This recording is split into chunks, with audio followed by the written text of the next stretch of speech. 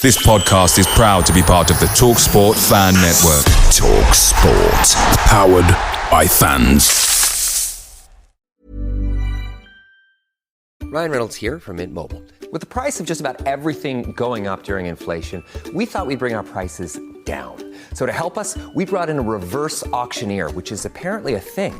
Mint Mobile Unlimited Premium Wireless. How to get 30, 30, bit to get 30, bit to get 20, 20, 20, bit to get 20, 20, bit to get 15, 15, 15, 15, just $15 a month? Sold! Give it a try at mintmobile.com/switch. $45 up front for 3 months plus taxes and fees. Promo rate for new customers for limited time. Unlimited more than 40 gigabytes per month. Slows full terms at mintmobile.com.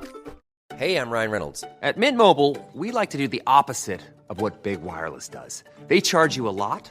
We charge you a little. So naturally, when they announced they'd be raising their prices due to inflation, we decided to deflate our prices due to not hating you. That's right. We're cutting the price of Mint Unlimited from $30 a month to just $15 a month. Give it a try at mintmobile.com/switch. $45 up front for 3 months plus taxes and fees. Promo rate for new customers for limited time. Unlimited more than 40 gigabytes per month. Slows full terms at mintmobile.com.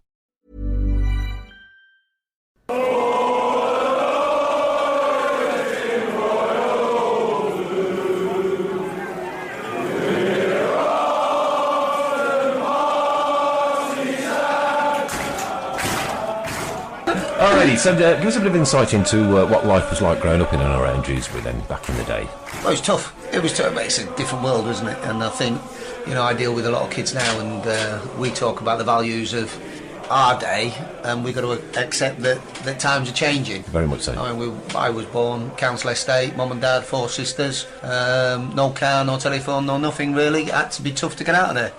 And football was an avenue out really. And that's what I did. And we talk about kids now about education. In my day, for me, it was football.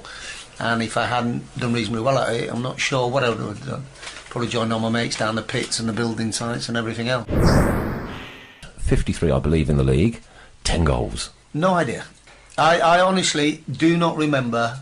Do you remember scoring? 10%. I remember who they're against, but I don't always remember what they were like. Over the years they've got better and better. Oh, of course they have. Every now, single one. I think 10 would have all been goal of the season contenders. Well, yeah, and I'm sure at the time they possibly wouldn't have been. For a defender, 10 goals is not bad, is it? I mean, to be fair, Broad, although he was an absolutely cultured, you were a quality. Kind of like the old half-back, weren't you? Kind of. Even the positional names have changed, haven't they? And I was, as you say, a half-back type player in those days.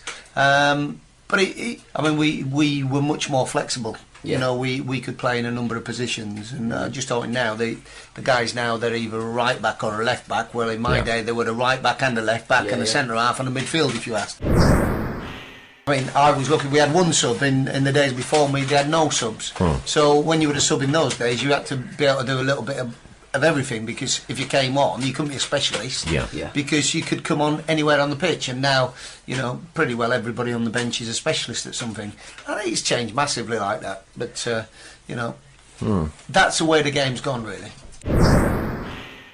Unfortunately, I'm guessing really, Kev, it's the forwards that get the adulation and the name shouting more than defenders, by and large, isn't it? But as players, you take it for granted, especially if you get used to it as a young player. Yeah. Maybe if you come out of non-league and you're 23, 24, you might appreciate playing in front of, not being funny, 100, 200, 1,000 fans. You might appreciate it a little bit more.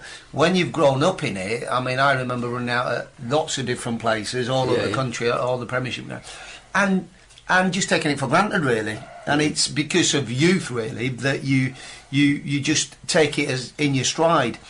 Now I look back and think, bloody hell. To captain Blues and, as you say, run out at St Andrews with a team behind you, run out at Old Trafford, run out at Main Road, run out at Anfield. And at the time I thought it was just natural and anybody could do it. And when you look back you think, well, no, not anybody could do it, and not anybody could cope with it. Yeah. As Keith said, it's we did it and we took it for granted, whereas other people, and I manage, they have every year they have this soccer aid, and I manage people. 2 former players manage the teams, 2 play in the teams, and I've done both managing and playing. And the people who come in that, and they just can't cope with playing on a I was going to say Premiership ground, on a Championship ground, and they can't come to terms with it all. It is quite strange.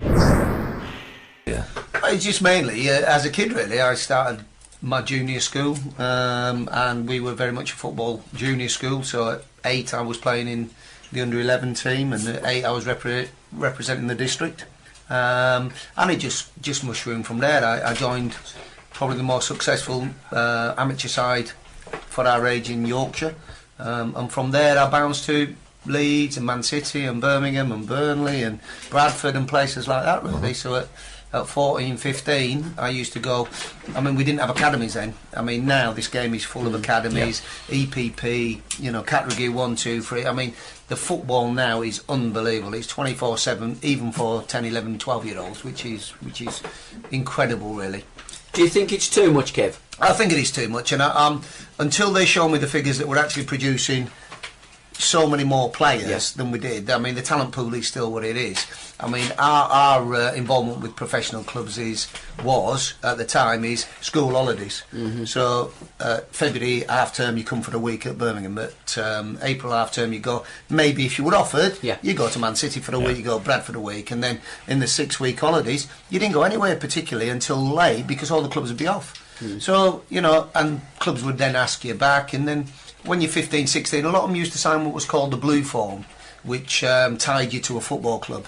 But to be fair, the people I had around me, family, said just go and enjoy it. And when you find somewhere you enjoy, then just go and sign. So I left it, never signed for anybody. Played for this Pudsey Juniors as it was, where a lot of players went into pro football. And I just waited, and I got 1 or 2 offers. But I'd always enjoyed Birmingham, always got a liking for it really, and I could have gone Leeds, I could have gone to Man City, I could have gone to Burnley, could have gone to a number of clubs, but I just quite liked it, and I'm one of these that I like to be comfortable. I don't like challenges particularly. You know what I mean? Me and my wife at the moment doing this paddy course. We're off to Australia in the summer, and we're doing this diving course, Professional Association of Divers. And it's like frightening the hell out of me. So I don't like things I don't like. So Birmingham always made me welcome, from the kit man to the guy who made the tea to everybody else. So I was delighted when they said come and sign for 2 years, and that's what I did really. And at the time, I was in with Mickey Rathbone, Roy McDonough, who both made first team appearances. Above me there was like Jimmy Calderwood and Stevie Bryant and all these. And the one thing that persuaded me was the amount of success that Blues had bringing players through. And the difference between Blues, Man City was different. I didn't really enjoy Man City. Burnley, I didn't like Burnley, and I still don't like Burnley. If you listen to my commentaries with Tom, it's like, it's like ground from hell for me, Burnley. What don't you like about Burnley? Burnley. Full stop. Start with a B, end with a Y, and anywhere in between. Is it a club, or is it just Burnley itself? Just Burnley. I went there a couple of times because I'm a Leeds fan as a kid, and I went there a couple of times, and it was summer, and it was freezing, it was horrible, and it was a horrible game, and we got locked out, and I got chased by the old Bill, and you think, I don't need Saturday all this. afternoon out, So it took me a long time to realise that, Blues were for me. Leeds didn't produce players at the time. Leeds were in a time frame of buying players, so everybody at Ellen Road had been bought in. Blues had a reputation. What year was that, Kev, when we were Leeds? 75. So Jimmy Armfield would have been the manager, wouldn't he? 75. I'm not sure who was manager. No, it'd be Don, wouldn't it? 75 would still be Don Revie, I think. It was Don Revie. Yeah, it'd still be Don, I think. When did Don go to England? Wasn't Don... Malcolm MacDonald, when he scored 5 goals against Cyprus, wasn't Don the manager then? I'm not sure, but it was about that time. It was around that time. And I didn't think that Leeds really produced enough players. They started to sign. I mean, they signed great players. Joe Jordan, Gordon McQueen, and all these players came in. And Blues, I mean, in the side there was Trevor, there was Bob, there was Joe Gallagher, there was Malcolm Page. I mean, we had literally probably 8 out of 11 were lads we produced, and in the background there was Jimmy's and Stevie Phillips and Stevie Bryant and Gary Emanuel and all these players, and Burnsy, of course, don't forget. And that's the reason, really. And so, one, I really enjoyed it, and two, it had a good reputation there. Yeah. And then behind my group, there was Kevin Dillon. Behind him, there was Mike Dennis, and behind him, there was Julian Dix and Pat Vandenor. And cracking names there. And there's a history of blues there, really. And I think that's why when people look back at blues and the 70s, early 80s, it was, for me, probably the best time at blues, really. I mean, I'd echo that. Some great atmospheres, though, weren't they? Just incredible. Yeah, I mean, It's okay. I was listening to somebody the other day and he was saying that one of the cup runs they had, blues, whatever year, 5 cup games, over 50,000, averaged over 50,000 a game for the cup games. Yeah.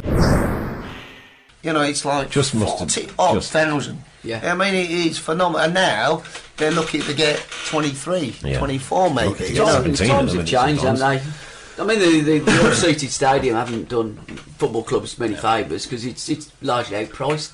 I went to Leeds Sunderland, I think there's 57,000 in the ground for a FA Cup replay. I mean, now the FA Cup, you can't get 2 men on his dog. No. But 57,000 at Ellen Road for a replay, it was the atmosphere. Now, I'm sure it weren't safe. You know what I mean? Looking today with health and safety, I'm sure with 57,000 in that ground, it wasn't safe. But you can tell me that day, I was about 11, 12. It was the most fantastic occasion. Yeah. And a memory you kept forever, really. Oh, without a doubt. But I feel like you do as football fans, Yeah, don't you you? do. You know, I mean, a memory of mine that I will, and I'll echo that. Them days, I think of Jim Smith. I think Freddie Goodwin and then Jim Smith are the best 2 Birmingham City managers that I've ever seen. And certainly in terms of Jim Smith, it was always playing attacking, attractive football. And the players that we had within our team, they were all comfortable on the ball. We used to play some decent football in the Jim would rather win 4-3 than 1-0, wouldn't he? Exactly, yeah. And the only thing I disliked about the terraces is every Monday morning we had to run up them. That was the only problem. And if cleaners didn't turn up, we used to have to sweep them as well on a Monday morning. Pretty steep, that cop as well, wasn't it? It was unbelievable. You go up and down there a few times. When I used to get to the top of there blowing through my backside, it felt like the steepest in the country. Do you think that young players should do that now, though, today? I mean, that was good grounding for you, Kev, wasn't it? They do need to do something to keep these kids grounded. Yeah. They do need to come up with some formula to keep the kids grounded. The kids these days in football, certainly Premier clubs and Championship clubs, are so mollycoddled, it is unbelievable. Yeah. It is everything is done for them. They have no respect for anything. Not even the kit. The kit is just lobbed in a corner. They do have to put some ground rules in where. I'll take it you went through all your boot duties then back in the day. Oh, absolutely. You used to. I mean, it used to be great because you used to start on the season. There'd be probably 16, 18, what was called apprentices. So you'd have four pair of boots each. But as the second years were released, instead of 16, 18 of you, it got down to 10. So then your numbers would go up to 5 pair each because there didn't anybody else come in. So then it was 6, and by the end of the season, when all the second year had been released, you got up to 10 pairs apiece. Most of your day was spent cleaning boots. And if you had Trevor, who had a pair of boots for every day of the week, it used to be these, what were they called? Stylo. He had Stylo. Do you remember the Stylo boots? Leeds all wore them at the time. Right. Leeds wore. And he must have had a new pair every other day, and it had to be spotless. I mean, they say in mine at the end when I left Blues. I mean, they used to just blow the cobwebs off mine because I was 18 months injured, and they used to just blow the cobwebs. Talking of that injury, I suppose we've got to bring it up. Should we bring it up now, or should we bring it up later? Yeah, and we'll do that a bit later because we've got a little bit of a career to go through first. 173 games for Birmingham City. Which was your best memory out of 173 games? I don't know. It was always nice when you got promoted. I mean, we had a few where we got promoted. We drew 3-3 with Notts County last game of the season, and we thought we'd walk it. Really, I think we'd have probably 3-1 up with 20 minutes to go. You were, trust me. Yeah, and suddenly they got 3-2, and then it's 3-3, and the panic sets in, and you just. Unfortunately, in those days, it weren't none of this 5 minutes overtime. It was like 90 minutes. There you go. You had 10 minutes for half time. 20 to 5, we finished. I could count 10 to 5. We'd be on our second pint in the players' lounge by then. So we were pretty quick after, but that was always great. And obviously, playing at the big grounds. When you win staying up, we had 3 last days of the season games where we need to win to stay up. We went to Southampton once, we went to Coventry twice, and they are honestly really tough games. But when you win them, it is because you know you secure yourself another season in the top flight. We actually never lost any of those. I don't know how it would have been had we lost one of those, but we never did. We won all three, 1-0 as well. All three 1-0, and that was in about a 5-6 year. I mean, the biggest probably disappointment was when we got beat by Watford in the cup. In the semi-final when John Barnes got to quarter-final. In the quarter-final, and they drew Plymouth in the semi-final. Yeah, that's right. Yeah. So there was ups and downs. You know what I mean? It was. There always is at Birmingham City, haven't there? That's the joy of it. I think if you wasn't, then we wouldn't be the club we are. Nah. You know, we do like a disaster. Really. If there isn't one going on in the background, we'll create one. We'll certainly do something, won't we? Yeah. I mean, you've only got to look at our Carling Cup success in 2 years. All the players are gone, and we're like, almost destitute. But that's Birmingham City. But that's what we love about the Blues. That is why, you know. Fans are fans, aren't they? Yeah. You know, it's easy, as we keep saying, to support. Probably it's easy to support, in some respects, teams who are really good all the time. Yeah. And in fact, teams who are really bad, because there's no expectation levels when you're pretty average all the time. Yeah. But when you're a club like us, it's like, you know, you're up and down, like, weekly, you know, and if it's not on the pitch, it's in the boardroom. Yeah. If it's not in the boardroom, it's on the terraces. If it's not on the terraces, it's somewhere else. And that's the... I mean, Keith will tell you, because he's a fan. I mean, I'm a fan now after all these years. I mean, I've been there so long, but you know, the fans will tell you it's like part of the attraction, really. It is. But it's great when you walk to the ground and you get. I still get the same feeling at 66 that I had when I was a 10-year-old. You know, that feeling of expectation. You know, I'm joking, you. Going I down. have tears in my eyes. I'll tell you what, I've cried at watching some of the performances the last couple of years as well. But it's always that feeling. It's Genuinely always that do. feeling that today's the day. Do you seriously? Yeah. For 56 years, I've been waiting for that day to come. I think- Because even when we won the League Cup 2 years ago, or the Carling Cup, it took me a while to adjust to celebrate. Because I was expecting us to do what we did in 2001. I was expecting to go to extra time, have a decent extra time. Everything's easy. No, but to win it in the last minute or so. And I think the Blues fans didn't know quite how to celebrate that. What do we do? No, we want extra time. We want to be because we want to be. Because that's what we're Miserable. Yeah. It was seriously though. I mean, we were in that end, Bournemouth, and like Obafemi stuck it in. He's like, we've scored, you know. And then my first reaction when we'd scored is like, look at the clock. How long's left? How long have we got to lose it? Your first thought. Pretty subdued afterwards. Yeah, It was surreal. Yeah, and thank God he didn't fall to Cameron Jerome that chance. Sorry. Cameron had buried it. He would have buried it. Keith, let me tell you, you'd have buried that. I mean, he will not get many easier chances. My mum would have scored that. Yeah, I think you don't get I think many easier Cameron than that would have one. struggled. I mean, they did help us, but God, he was. Having said that, a great performance all round there to go and play Arsenal. I Who, was you know, decent. at the top of the tree, really, aren't they? yeah, he weren't the backs to the wall. I thought we more than held that on Yeah, for all. I absolutely. mean, Yeah. I think it was Foster, wasn't it, in goal? He made He had a cracker, didn't a he? few good saves, Yeah. but Yeah. we were more than hanging in there with them, really. When you're the underdog, and we really was the underdog, you know, if you sit back to teams and like invite Arsenal onto you, they're going to murder you. Yeah. They're going to pass you to death, and they're going to murder you. But I thought the Blues, from the first few minutes, I mean, we should have had a penalty when Bowyer went Absolutely. through. As a Blues fan, and I think we went there hoping we'd put up a good performance. Definitely. A bit like Bradford and Swansea. Yeah, definitely. You know, as a Bradford fans, you don't expect to win it, but you would hope your team put up a good performance. And I think we were in that kind of position where we'd love to come out winning it, but we thought if we can keep it close, we'll do ourselves proud. And then I think it was just beyond expectation when we won the trophy, really. And what a fantastic occasion, really.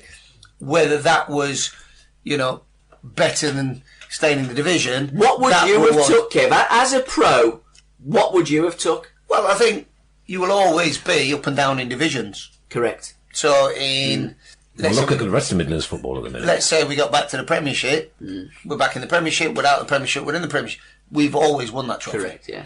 So every day that goes by, every 27th, is it? Yeah. Every 27th of February is an anniversary as winning something. Exactly. I do feel that we shouldn't have gone down. I do feel that really after that we should have stayed in that division because there were so many poor teams. For whatever reason, Alex then couldn't get the team, and I think there was players Obi Martins, I don't think played after that. I don't No, think he Ziggy's did. played No, after he that. did. So I think you look at that, and there was too many players out, but there was games after that we should have come out with points. And when you think going into the day, I think we were 5th from bottom. Yeah. And 20-5 we were 5th from bottom. And then suddenly by a couple of goals you end up relegated. I think that was really disappointing, because it was a league that really we should have stayed in quite comfortably.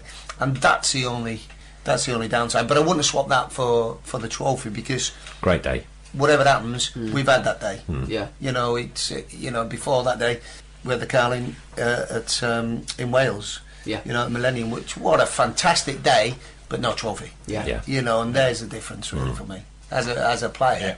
You know, great days, but medals on the shelf. You've got to be a winner. Yeah, without a doubt. And I think that's what you want to be. Because I think generally he done okay. I didn't always agree with his tactics or his teams and that. Yeah. But generally, you know, he won as a trophy. And as much as you can say this weren't right, this system weren't right, those players weren't right, at the end of the day, the players have to take a lot of responsibility for that. Yeah. Because they didn't produce anything like the goods. No, not at all. You know, all they needed really was one really good performance. You know, they're here for a while. Fans are here forever, but players are here for a period of time, and that could be anything from 6 months to 20 years. Yeah. There's less and less of 20 years and more of 6 months because of the money in the game. But they've got to look at themselves, because they were. I mean, you look at the team that we had out at Wembley. That was a real top team. Well, we've got 3 of them left now, haven't we? Well, we've got Stephen Carr, who's injured. Zigic. And Zigic Faye's and Carr. not played, has he? The only one playing is Zigic. Yeah. He's the only one actually playing at the time. Can I diversify? Yeah, of course you Two can. minutes, else we're going to lose this on the shout box. Doco wants to know, do you remember having a drink in the Red House a few years ago with the Byron Stevenson? Yeah. Cards and having a good drink? Yeah, sadly Byron died, I mean, I'd say 3-4 years ago. It's probably nearer 7-8 because time goes. But yeah, he used to be a good friend of mine, Byron. He came from Leeds and when he came down, I gave him my house to live in, him and his wife, because I was living somewhere else. And I just said, look, take my house as long as you want it. And we become really good friends. And we used to go every single afternoon after training. We would be in a pub, or one pub or another. We used to go in Hockley Heath a lot. There was Nag's Head in Hockley Heath. But Byron's a really good card player, really good dominoes player. And we used to go everywhere together. And what a super... He was one of the most talented footballers you could ever meet by. His actual technical ability was fantastic, and he'd have 20 fags a day, 6-7 pints, and yeah, we Proper went in. Footballer. We went in a lot of pubs because the Red House was just up the road from the training ground. So we used to go to the Greville occasionally. We used to go in different ones, so it didn't look like we were bad. You know what I mean? So every day we'd find a different pub round there. But yeah, we used to go regular. And he then bought a house just up from the training ground in that new housing estate there. Yeah. So when he left me, yeah. Mick Harford was in there as well, and I bought a house in there, so we used to meet up, yeah. But we used to have real good times together. He's top man. I miss him massive. Was his nickname Mara? Yeah, Maradona. Yeah. David Langan gave him that. Oh, did he? Yeah, Oh, he did. yeah. I was the Egypt. And Byron was Mara. Yeah. And he was Maradona. Some of the tricks he could do with a ball was unbelievable.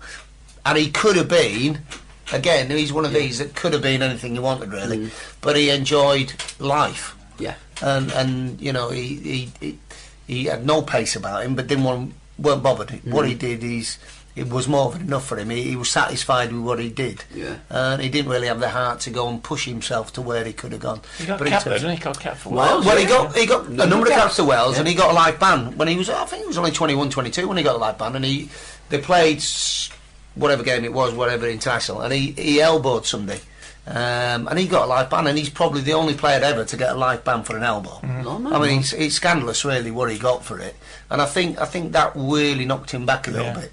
But he could play anywhere. He could play midfield, play at the back. You know, real good right foot, left foot. And he came through Leeds. And one of the reasons, you know, we're friends was because we knew a lot of people, the same people in Leeds. Yeah. We used to go whenever we went back there together. We used to go out We used to go in his pubs one weekend and my pubs the next weekend, and we were real big friends. So you'd done a fair bit of drinking as well as playing then, Kev? Yeah, I mean, then we used to do our bit, really. That was the start of the sports science then when he came. Yeah. Well, it was a science. Diet, I mean, we used to see who could be in the pub first after the game. Who was the biggest drinker? You're saying that then? Who was first at the bar? Well, we had a lot. I mean, he was part of the course, really. Yeah. He was one of the prerequisites for playing for Blues, was you've got to be able to drink at least 10 pints and, you know, No wonder we got relegated. But Jim liked to drink, didn't he? Well, Jim was terrific. Ron did. Funnily enough, Ron Saunders loved to drink. I mean, Ron didn't like flying.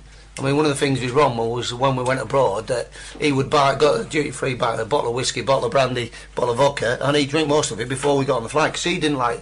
And Ron, he was not liked by a lot of people, and what happened was he had a persona for the public. But away from that, when we were away... He was quite funny, wasn't he? When we were away, his room was open house.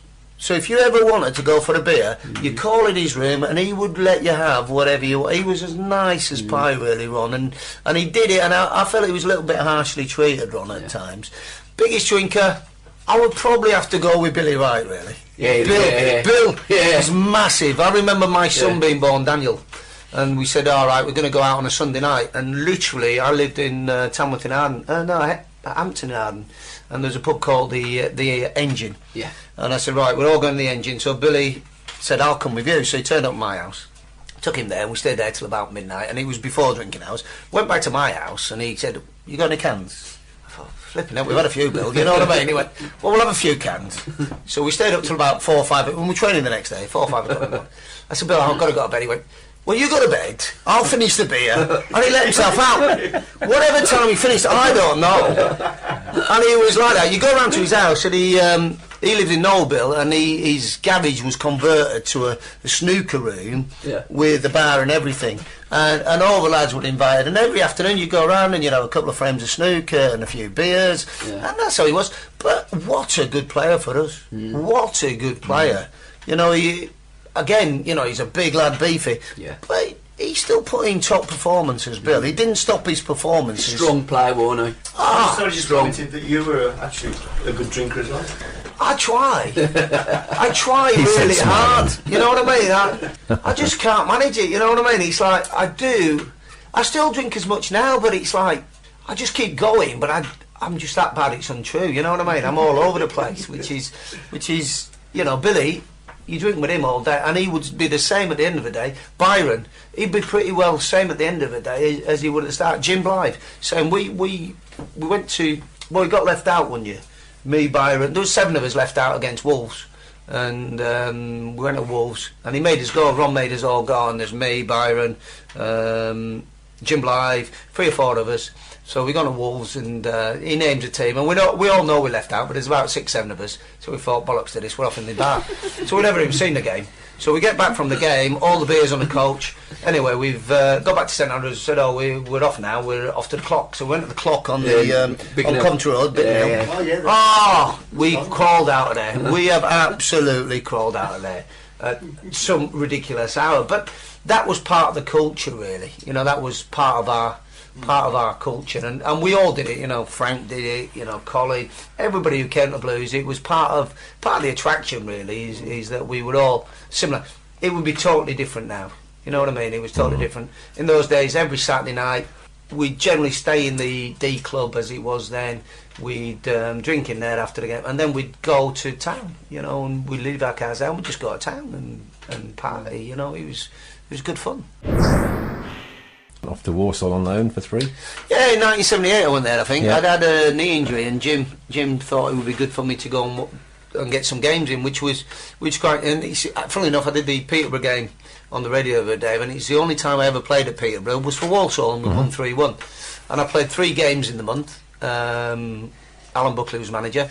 Good side as well. They had a good side. It was like the time where they had Kenny Moore, Don Penn, and all those, Ricky Sprague, Ronnie Green and all that, Ian Paul, and I went there and it was great. I had 3 months, went in there, and first morning you go in and I'm looking for my kit on the peg, which at Blues, you know, you had your kit rolled or your kit put out, your number, everything else. There was just a heap of clothes on the floor.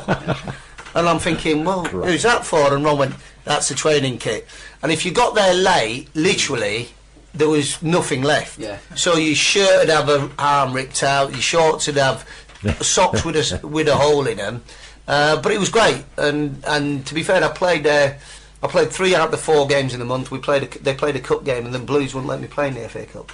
And at the end of the month, Ken Weldon, who was chairman there, came out and he said, look, I want you to stay. The lads are really happy with you, the manager and that. I'll offer you my car. And he had a Rover 3.5 litre. Brand new, absolute spanker. He said, look, if you decide to stay, I'll give you the car. No problem. And I went, look, I'm going to go back to Blues, because I think I owe it to myself.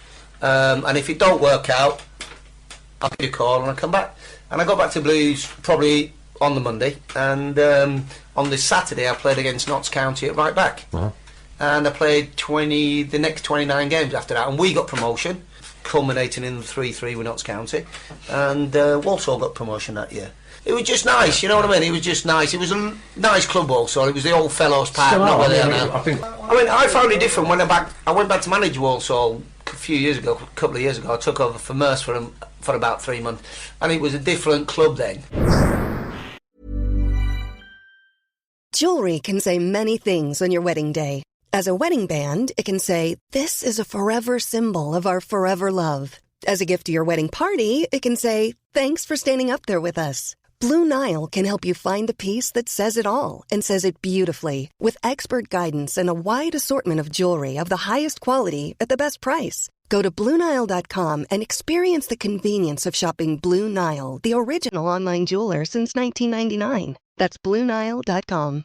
Ryan Reynolds here for, I guess, my 100th Mint commercial. No, don't. I mean, honestly, when I started this, I thought I only have to do like 4 of these. I mean, it's unlimited premium wireless for $15 a month. How are there still people paying 2 or 3 times that much? I'm sorry, I shouldn't be victim blaming here. Give it a try at mintmobile.com/switch whenever you're ready. $45 upfront payment equivalent to $15 per month. New customers on first 3-month plan only. Taxes and fees extra. Speed slower above 40 gigabytes. See details. Hang on a minute, we got to train in the morning and the afternoon, and we got to start at 10 o'clock. And I'm thinking, well, yeah, but Merce didn't do that. And I'm going, well, I'm sorry, but he's not here, and maybe that's why you're bottom of the league. Yeah. And it just didn't quite work out. But I found it a very different club going back to when I was there back in the 70s, which it would be, nearly, 25, 30 years later. Would you like to go back into management, Kev? Is it I think it's something you want to do. I mean, I'm not desperate, you know what I mean? It's one of them, I think with management, it's one of them, the more desperate you are, the less likely you are to get back in it. So I don't go desperate, but I mean, if something was to come up and it was worked in with what I want to do, then I'm more than happy. I mean... Talking about tackles, take us through the one that finished your career. Yeah, that's a strange one, really, because if you ask people to name it, 90% of people will get it wrong. No, sorry, Kevin, I missed that. Name what? Which tackle it was? Well, it was an horrendous tackle, wasn't it? We can all remember the person that made the tackle. Nah, but that's where everybody's wrong. Right, who was the person then that made it? Let's have the Kevan Broadhurst take. I know it got knotted. Yeah, no, but that's totally wrong, you see. What happened was, everybody assumes that it was a Villa Park, and it wasn't a Villa Park. You see, I did get a tackle at Villa Park that put me out for 3.5 months. That's right, yeah. Yeah, and that was by Steve McMahon. Correct. And it was a slippy old day, and the ball came forward, and it bounced off me between me and Steve, and I've gone to pass it, and he's gone straight over the top, and actually separated the bones in my bottom of my leg. But 3 months later, I come back, and we were reasonably well in the table at the time. And Ron Saunders said, look, and I hadn't played a game, I just started training again, just got back into full-time training, and Ron said, look, we got Forest on Saturday, will you play? And I said, well, I'm not sure I'm ready for that, to be fair, Ron, or Gaffin as I called him then, and he said, look, I'll put you on the bench. So I went to Forest and we got beat 5, and he brought me on at half-time, and I didn't feel too bad, to be fair. So I come on at half-time, did all right, and I think it was 5 down when I got on or something ridiculous. So we got beat 5-1, and we played Arsenal then a couple of days later. And he said, look, I'm going to start you. And I shouldn't have really, because I hadn't played any games, you know what I mean? I'd played 45 minutes because I didn't play a reserve game, because we'd gone from a reasonable position in the league to usually, as we were, by March, April, halfway down the league. Well, closer to the bottom than that. And he said, look, I want you to play against Arsenal. I went, OK, I'll play. And about a minute and a half into the game, the ball's gone between me and... It's a lad called Colin Hill, actually, who was a young boy playing for Arsenal at right back. And funnily enough, Colin came to Northampton when Ian Atkins and I were manager and assistant manager there as one of our players. Yeah. I used to kick him every day in training. I don't think he realised why I didn't like him. Anyway, the ball's dropped between us and he's come flying in and I've gone flying in. And basically we just hit each other. And the difference was my studs went down his shin and his studs went through my knee. Had it been the other way around, he may have had a career ending. So we both got carried off. Get down to the treatment room, and what they did with him was they just cleaned his and he could go back out, Cobb. Yeah. So he was okay. What they did with me was they looked at it and had a massive gash in my knee, and there's quite a lot of half his stud was in there for one. So the doctor took the stud out, but what he did, he stitched it up. Oh, right. So he stitched it up, the doctor, sent me to the hospital. So the ambulance takes me to the hospital on my own. No MRI scans in them days, on my own. Yeah. Nobody from the club with me. So I'm still in the kit. On the you know, at the ground there's an ambulance every game. Yeah. So I go in that to the Birmingham accident. Get in there and the doctor says, look, I'll tell you now, I can't do anything because your club doctor stitched it up. Oh, brilliant.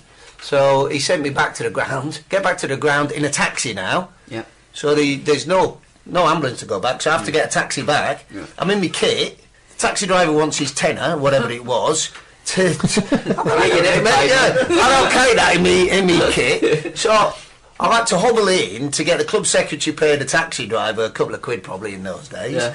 And that's it. I get home on the night and my knee swells up to 3 times, 4 times the size that it was. And the next morning I wake up and it's exploded. And the bed is just covered in whatever's coming out of my knee. Man. So I've had to... Next morning I've gone in and they've sent me back to the hospital. They've opened it up. They've cleared it out. And from there, really, I had 7 operations trying to clear it out, trying to get it all right. I had cruciate damage, I had medial ligament damage and everything else. But it was all down to this one tackle, which was Arsenal, not Villa. And I was there that day. Where? Villa. Yeah, but it weren't that, you know what I mean? It weren't that, it was the Arsenal game that actually finished off. But I should never have played. I mean, nowadays you wouldn't play. Nowadays you physio and your medical staff would all look after you and it wouldn't be a problem. So it was very different then. And I did get fit again, but not to any level. I played a couple of reserve games and that. But we're never comfortable with it. And that was it really. I had 2 years. I got injured in 1984-ish, 85, and I had 2 years left on my deal, on my contract, and I stayed for 2 years getting the operations, getting it cleaned out, getting everything else, but never played another first-team game really. Oh, Rock. So I thought it was that Villa game. Yeah, no, everybody does. No. No. What did Noel say after? Well, I mean, he kicked off at Villa when I got injured. I got injured, as you know, against Steve McMahon, and like. It kicked off down the tunnel really, and half the boys decided that they wanted to go in the home changing room as opposed to the away changing room. Yeah. And to be fair, if Blakey says it's Tuesday, it's Tuesday. Big Noel. He was a hard one. He was a tough lad, Big Noel. But there were some good lads, you know what I mean? In that crew, you know, the Hoppies, the Howie Gales, and all them, TC, Big Mick. We had some right characters in them days. I mean, we weren't usually the best footballing team in the league, but not many people wanted to play us. There was some hard nuts. When your centre forward's the toughest player in your team, you know what I mean? Is he the toughest person that you've ever played with, Mickey Harford? He's one of the toughest for certain, both physically and as a player, because he was a terrific player, Mick. Yeah. You know, he was a terrific player. But at least you knew what you're getting. Howie was naughty. Howie Gale was naughty. Some of the tackles Howie put him. You'd see when he broke Gary Waddock's leg at St Andrews. I mean, that was a real bad challenge on Gary Waddock. I mean, he's gone late, he's gone high. I think that just about finished Gary's career. So he was a bit naughty, Howie. You know, he used to leave his foot in a little bit. I mean, Mark was mad. Mark could tackle anything when he marked Denny. So we had a few that Blakey was one of the toughest players ever, but he never kicked anybody. No, you know, he was a proper, tried to do everything. Big Mick was just awkward. Keith Bertschin, what an awkward player. His elbows used to be everywhere. We played and his hair. Well, we played at Ipswich one night, and we played against Ipswich, and Keith used to be there. And at the end of the game, all 4 Ipswich defenders had blood coming out of their noses. And it was Keith's elbow. Every time he jumped, he would elbow him in the nose. And all 4 had blood everywhere. But that was just the Birch. It was like, no malice in it. It was just the way he did it. It was awkward, wasn't it? Yeah. It was awkward. And to be fair, he was very underrated, Keith. You know, when Trevor had a couple of good seasons with us, 75, probably 77, 78, Keith was really instrumental in that. When we won at Villa Park, we beat Villa 1-0. Keith, you know, down the wing, cross it for Trevor. Trevor scored, but Keith did all the donkey work. Yeah. He used to work his socks off for us, Keith. He says, "Hi Kev, I was wondering what was the most memorable moment of your Blue Nose career and think of ladies football, and how can we stop the money for her sport?" That's a good question. Ladies football, I think he's getting bigger and bigger, which is great. I mean, I used to coach in America many years ago, and there's more girls play football in America than men in England. Yeah. You know, it's a massive sport, and we got to embrace it. Hopefully, you know, it's a shame that it's not bigger in England, really. But you know, you've got to back it. It's like you know, football clubs. 90% of football clubs, you know, run at a loss. You don't find that in ladies because nobody wants to go and throw money at it. So it's a bit of a shame. And certainly the Birmingham ladies have done fantastically well. I believe they start their retention of the cup in a week or two's time. Yeah. And I saw the girls were all at the game the other week. So with regard to all that was. I know that the Blues chairman of the ladies is worried that there's extra money coming into the game and that it's actually going to spoil the game. It depends how it does it, doesn't it? If one club get all the money, then it will spoil it because you'll have a similar to what happened in football a few years ago where money buys trophies and that's what you do. I mean, Blackburn, they bought their trophy really, didn't they? When they won the league, they bought it. Yeah, and you've got to be careful it doesn't spoil it. But you know, I'm all for it. Whatever gets people playing football, and certainly the quality. You watched some of the football at the Olympics. Some of the English girls, they're terrific qualities. You know what I mean? Regarding games, I never know really. I'm never sure on which is my favourite all-time Blues game. You know what I mean? As I said earlier, because we never really won a big trophy, you know what I mean? It would be easier if you won a particular, like the guys who won the Carling Cup. That has got to be the biggest day. For us, we didn't win enough. So you look at your promotion, that would be a big day. You look at beating relegation, that would be a big day. You know, beating Man U would be a big day. But in terms of overall, I'm not sure. I just enjoyed playing really. Just enjoyed pulling on that blue shirt, short socks, and going out of battle really. You know, and that's how I perceived it all. I never kidded myself that I was ever going to be, you know, the most technically gifted player. But what I always felt is that if you wanted to scrap, I'd give it a go. Then they have a non-contact. So first hour and a half of training, they don't actually get into any proper match play, and then they have an hour cool down after. You know, so we're trying to build up, and sports science. The sports scientists used to get the kids nearly as much as I did at Blues, to show them how to do, you know, fast feet and high kicks and all that. And I'm thinking, hang on, but the game's still played with the ball. And I do think sports science, while it's a good addition, it's starting to take over, and it's becoming a bigger department than actually the coaching. Yeah. And I do see that as something that needs to be looked at. I'd love to bring back a few of the old managers like Shankly and Cloughy and put the sports scientists in with them. I don't think the sports scientists... Well, they've got it now. I mean, they've got it now where players are on heart monitors, and they tell me at Chelsea, the players are on heart monitors, all the players who go out, and the guy sits in a hut, and he has all the information come onto his computer, and then he says, he's worked too hard so far, he's got to come out. So they take players out of training because their heart has been at a maximum rate for too long. And then they've got sports scientists that tell me, Tony Pulis, the sports scientist, that said to him, he went, in a reserve game, well, this player's done so much, he can only play 60 minutes today, and this one can only play 70 minutes today, and this one, you know, he better just have 80 minutes because he's done so much work in the week. And Tony went, hang on a minute. Exactly. I'll tell you how long they're going to play. You're right. Because if he's rubbish, he'll get 10 minutes, and if he does really well, he'll be on the front of... And you think, this is getting ridiculous now. It's getting ridiculous level. It's getting crazy. Absolutely. All right, well, we haven't perplexed you in the studio tonight, have we? You've been very Look, when you were with Tom Ross, nothing very eloquent in all your answering in this and the other, but there was one night not so long ago when you were pretty perplexed, when you were named in and amongst the fabulous and most famous 7. Yeah, they done me there a bit, didn't they, really? They actually did, and I mean, it was a genuine thing, really, because, we're here, Keith and I, we are here on behalf of the former players as well, because I started with Tom and Dean, we started a Former Players Association about 4 or 5 years ago, really, to try and get, you know, the club to recognise the service of former players. Tom and I have been doing the Blues All-Stars for 21, 22 years now. In fact, I've probably played more games for them than I have for the Birmingham City, and so has most of the lads.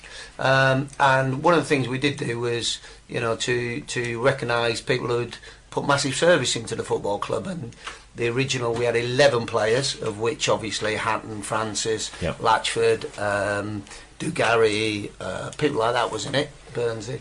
And then we decided that we'd have another evening, and you know, we get the fans to vote for another 7, of which part of the criteria. In the first one, there was no criteria, really. You could just vote for anybody. You could have played one game and got in there. And we thought, well, you know, we got people who have played 100 games plus. We got people who scored, you know, X number of goals. We got to put some sort of criteria on it.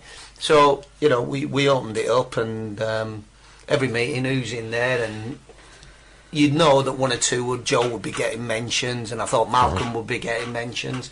And I just said, like, where are we? What's the final 7? And poor old Ian Bennett, didn't he, Yeah, Benno, yeah. Every week they say, Benno's getting a few, and I'm thinking, that's ridiculous. I vote for him, you know, Mark Dennis or Kevin Dillon or, you know, Frank Worthington. I'm thinking, God, we got to get them in there. So, you know, and we got down to the final 7, and strangely enough, my lad rang me, he went, oh, Dad, I've heard there's a do on the night, can I come along? And I thought, well, he don't come to anything, I'll take him along. So I brought Dan along, and we sat there, and they start opening the things, and I'm talking to Dan, really, because it's Ian Bennett, and I'm thinking, well, Benno's good lad, but he's not having mine, you know what I mean? So I'm talking, and suddenly he's like, and he played X number of games, and he finished through injury, and it's like, and he, you know, he served as a manager here and there, and he's done this, and I'm thinking, bloody hell. And then suddenly they name me, and I'm absolutely, and my son looks at me, and I'm absolutely flummoxed, absolutely floored with it, really, and so proud to be recognised. It was unbelievable, and it still is. And the picture must have been just an amazing night. I mean, to be involved, you know, with that process, and then not to know anything about it. Because they certainly kept it from you well. Oh, incredibly! Because I wanted to go up in the day. Yeah. And they got people looking after the suite, and I said, let's go up, have a look at the pictures and that. And they've gone, no, we can't go up. They banned everybody from the room, and I'm thinking, and I went, yeah, fine, no problem. I'll see it later. And it was incredible, but it was one of the best nights I've ever been involved with at a football club. Really? And it was an unbelievably electric evening, because we had Roger Hind. There were some big names there, weren't there? Well, it's some of my all-time favourites, and I thought, well, I'm happy to go because of who there was, really. And I think, again, we are back to the 70s, which was very much golden era. But Alex Govan, who's one of the nicest guys, and actually brought Keep Right on to the end of the road to produce. He was there, and then you've got Roger Hind there, and he is, what a fantastic guy. And then you've got people like Page and Pendry, you know, and you think these people absolutely give everything for this football club. And I just pop in on the end, which I thought was very nice, really. It was really sharp. I mean, I was there that night, and it was a brilliant night. Hoppy's in there as well, isn't he? Oh, he's class up. I mean, he is. You caught him, he is blue. He's blue on mine. He's a nut. And he is blue now, you know what I mean? And he is probably one of the... I mean, I fall out with Up all the time, but he is one of the bestest ever you could... Yeah. And I played alongside Rob, and you wanted Rob in your team. Because he... Talk about tough players, I remember him tackling Brian Kilcline at Notts County, and Brian's 6'4", and Roberts tackled him somewhere around his waist. And was most disgruntled when the referee sent him off. And Brian Kilcline is a massive lad, and Robert just absolutely slaughtered him, really. Totally cleaned him out. And he's like, but it means so much to him. It means so much. We still playing the over 35, although we're over 15 now, me and Rob. And he absolutely still looks, that is one of his greatest nights, you know. It's. He always comes off at half time, doesn't he? For what reason, I don't know. Well, he comes off at half time because the bar's used. I thought it usually a Stella, anyway. In fact, we used to fill his water bottle up with Stella because we always felt that he was better after the Stella than he was before. But he's Blues man. I mean, these people should be recognised by the football club. Yeah, you know, they did their service. You know, you look at players now and it's all about them. Yeah. Where, you know, not just myself, but the Pendrys, the Gallaghers, you know, the Rodgers, the it was about the football club. It was about what they could give for the Blues, not what the Blues could do for them. Yeah. Right. Well, we'll come to your recent or now career in a few moments. And in your role with the Players Association, what kind of support do you get from the club itself? Do they supply kits, etc.? Do they give you free access to club facilities? Great question. It's a time bomb. It's a time bomb. Go for it. Tick, tick. I mean, former Players Association, they're very different at different clubs. And, you know, funnily enough, the one over the road from us, they're one of the best in the country. I mean, they're massively supported by the football club to the extent where the club put quite a lot of money in. They've got full-time employees. We are not in that position. We were never in that position under the Golds and Sullivan, and we're certainly not in the position now. There are worse people than us who get less off the clubs. You know, we got to say that the club do furnish the former players with match day tickets for a player and their guest for every game, and did so for the Carling Cup final, which we couldn't knock. We would like to see them be much more involved on a number of fronts, but they're as strapped for cash as we are, really. So everything they make goes into the club. I mean, the kit is a funny situation, really, because 5 years ago we asked them for a kit, and we're still waiting. And they promised us a kit the other week, and we ended up with a set of shirts. But like the Walsall scenario. Yeah, whether they understand that we did need shorts and socks to go with it. And goalkeepers. And goalkeepers. So we do face a battle with them.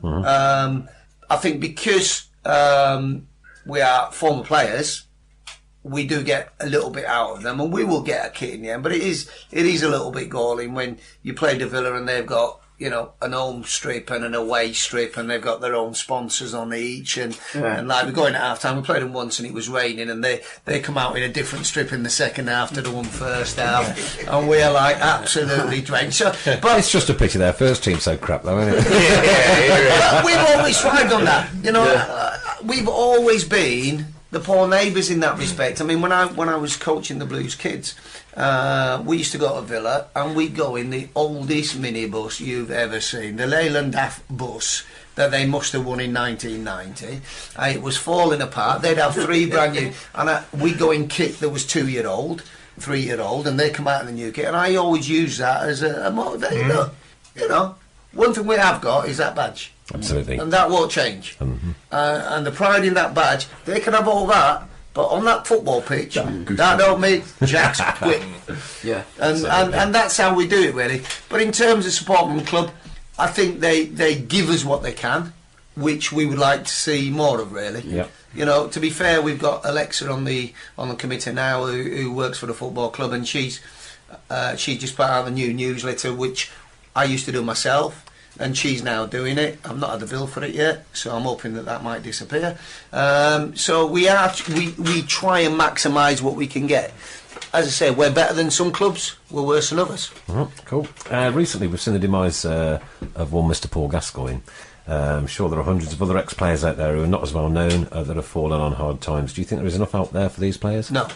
In a word? No, without doubt. And you know, as much as we wish Gaz well, and we hope that, you know, he gets the support, but there's hundreds of players. And one of my arguments with the former players, the Professional Footballers Association, is that they look after the high-profile ones, and there's guys down I mean, I'm told now that, I mean, when we joined Blues back in 75, 76, we were told that once we were a PFA member, we're always a PFA member. I'm told now that we're not quite that. So, you know, part of it was, whatever age you are, whatever you need, the Professional Football Association, Gordon Taylor and his crew, will look after you. I'm not sure that's the case now, and I know a lot of former players who have got not just drink problems but medical problems, and there's no support for them. But if you're a Premiership player, they're right behind you. Right. Yep. And I think that's an issue that really needs to be looked at. You know, all this money spent. The Premier League players, they don't need looking after anymore. If they can't look after themselves, then God help them, really. Yeah, but there are absolutely. people who give good service down the leagues at lower league clubs that didn't earn that kind of money, that do need help. You know, whether it is for operations, knee operations, ankle operations, back operation, whatever it is, they need support, and I believe that they're not getting it because the PFA haven't got the money to do it. All right, going back to your playing career, who was the best player you played alongside, and who were your toughest opponents?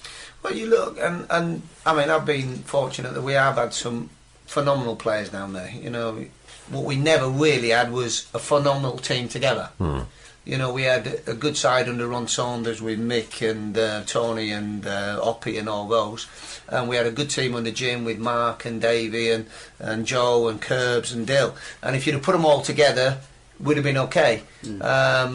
So we've had some terrific individual players. I mean, Trevor would always be right up there near the top of the list, really, because of what he is and what he was. Kenny is always one of my all-time favourites because of the way he was. You know, he could play at the back, he could play up front, he could score, he could defend, he could play in midfield, and he played it in a real tough, aggressive manner. Yeah, so I always... My face still hurts. Yeah, I always put Kenny in my top ones there. You look on top, Mark Dennis was an incredibly gifted player. You know what I mean? So there are... It's always difficult to single one out. But I'm going with Burnsy, because I like Burnsy and he frightens me. I must get in touch with him. Kenny was your bookie as well, wasn't he? Kenny was the club bookie, yeah, when I played there. That doesn't surprise. Yeah, so you actually told me. The club's always had a bookie. You know, we always had a bet, and he would take all our bets. But he never paid out, did he? No. And nobody asked him for the money. That's why Joe got involved, didn't it? No, if he said we didn't win. I'm sure mine got first. No, it fell, Kev. Oh, all right, Ken. Yep, that'll do for me. I speak to him all the time, and he's just had a replacement knee, Ken.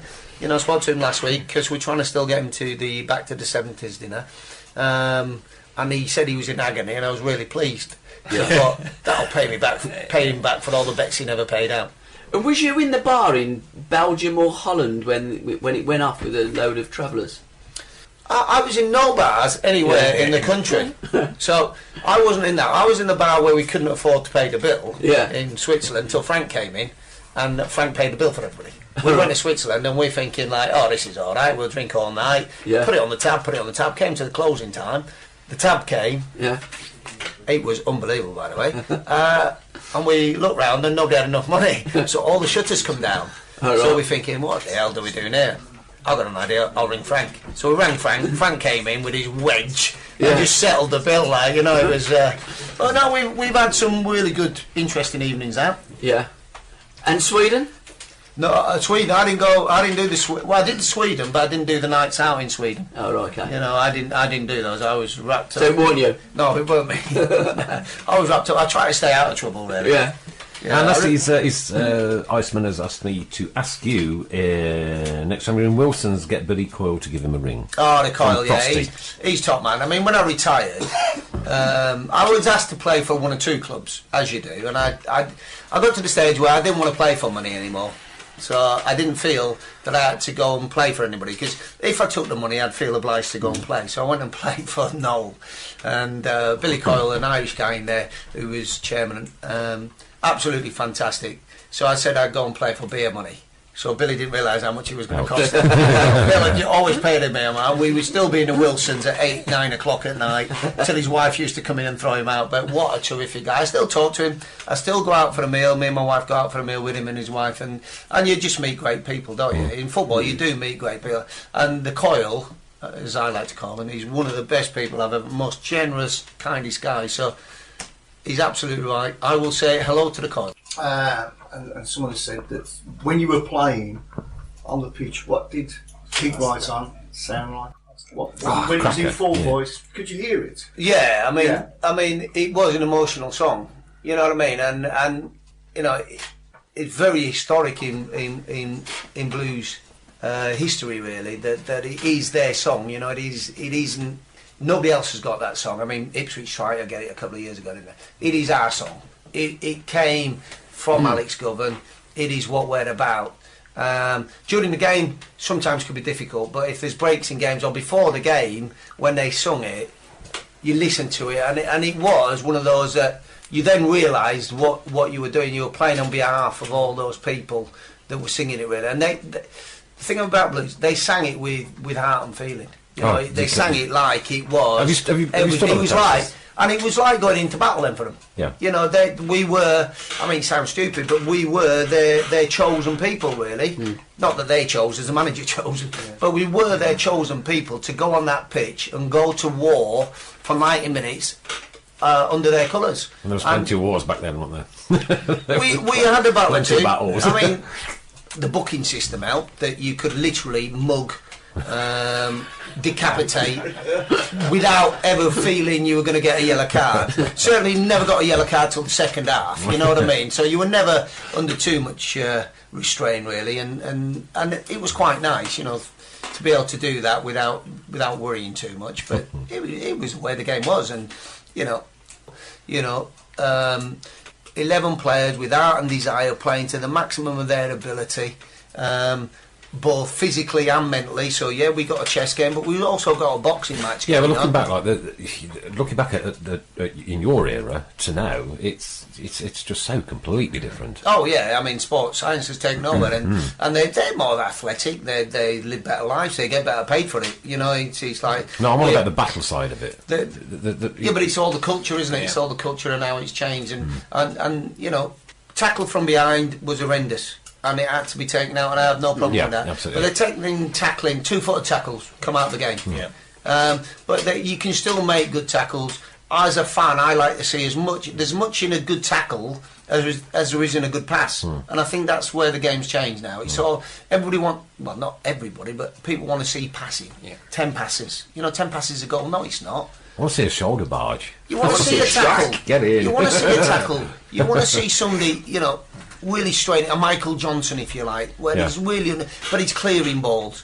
You know, that's part and parcel of what the game's about. Just question. I got 2 ones for Noel. In the same game? Yeah, in the same game. I got red carded from the pitch and red carded from the stands. So I had 2. So they give me a double ban and a double fine in the Birmingham County FA. Yeah. So I've had a double. Yeah, it's not a problem. I thought you could only get one red card. I was waiting for the joke. No. I was asked to leave the stands. I'm not told. So what did you do, Kev, to get that red card? Well, the first one was for a bit of a fracas on the pitch, which I can go with. The second one was for abusing the officials. Now, I said to the referee, I had to go to a hearing at the Birmingham County. I said, hang on a minute. I said, look, first of all, did you hear me, referee? They've all come in, the 3 officials. He said, no, I didn't hear you. I said, and you didn't hear me because you stood on the far side of the pitch. And I said, did you hear me? He went, no. I said, because you were watching the game and I'm stood behind you. So you couldn't tell if it was me or not. And they all agreed they didn't know if it was me for certain. All right. And I got suspended for 73 days. How? Because they backed the referees. Even though all 3 of them said they couldn't be certain it was me. Was it you? Yeah. Kevan Broadhurst, What a finish. That was straight at the top there. That was your 11th goal, mate.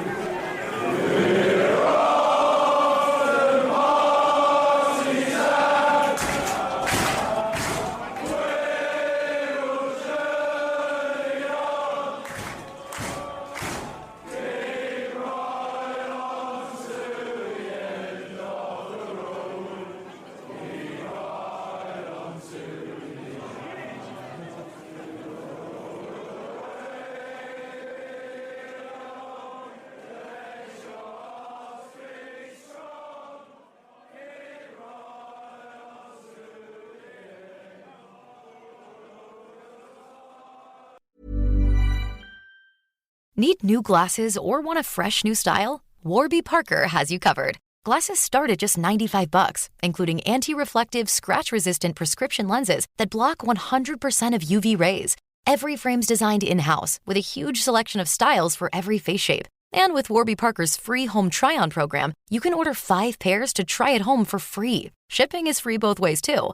Go to warbyparker.com/covered to try 5 pairs of frames at home for free. warbyparker.com/covered. The living room is where you make life's most beautiful memories. But your sofa shouldn't be the one remembering them. The new life-resistant, high-performance furniture collection from Ashley is designed to withstand all the spills, slip-ups, and muddy paws that come with the best parts of life. Ashley high-performance sofas and recliners are soft, on-trend, and easy to clean. Shop the high-performance furniture in-store or online at ashley.com. Ashley, for the love of home. This podcast is proud to be part of the TalkSport Fan Network. TalkSport. Powered by fans.